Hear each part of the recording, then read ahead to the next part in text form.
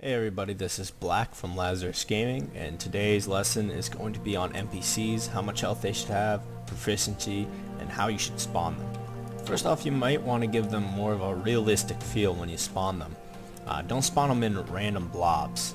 I should never have to turn a corner, nor should anyone, and have to see this. This just looks plain stupid, and it doesn't look right. It's not realistic. So, formations. Make the commander in the middle. Do something like this where they're lined up, or they're guarding doors. I mean, there's literally a bunch of different things. Put them in squads. Don't just spam click. It's just stupid. Another thing is NPC health. The regular battle droids or Trandoshans, whatever you want to use, don't give them anything crazy. You want it to feel realistic. So the whole thing with people always asking for a damage boost to their weapons, there's a pattern if you didn't notice.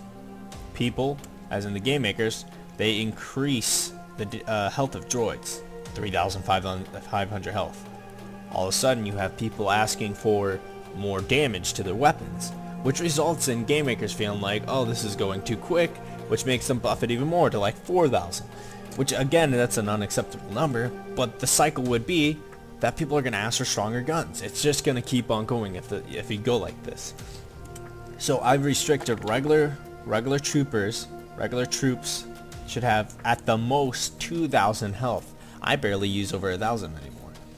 When it comes to, commando droids or droid commanders, those can be up, 3,000, maybe 3,500. But you don't want it to feel realistic. I should never have to shoot, no one should ever have to shoot a droid by themselves for a good 5 minutes to take them out. Another thing with health is it depends on the area, what map you're using.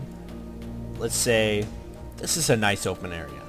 You're going to have a lot of clones, which means there's going to be more people able to shoot at the same time, which means you might want to buff them up. Maybe these droids out here, they would have that 2,000 health factor, because you're going to have 70 plus people with a wide open area to be able to shoot.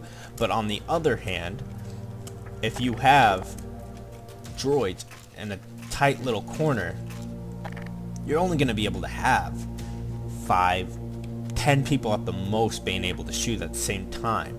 So you could lower the health of droids realistically more to like 1,000, maybe even less, just depending on what kind of droids there are and what you're doing.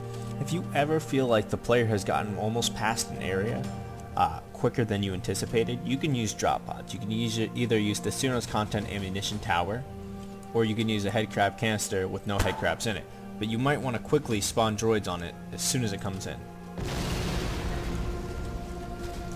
This will give that little feel of a tiny bit more realism, and on top of that, it's a quick way to stall if you really need to. Another thing is proficiency. This is something that's just really simple. If you want people to feel like they're badasses coming through somewhere, you could do poor accuracy. If you want them to have a very hard time, you could do probably around very good, maybe even perfect. This all depends on what you're doing for your event, so keep proficiency in mind because it's very important. You don't want to have Area 1, let's say this is Area 1. You don't want to have Area 1 spawn and already have Areas 2 to 5 already spawned. You just don't want that. That's unnecessary lag. It's very simple. As Area 1 is being dealt with, you can move on to Area 2 and start spawning other droids.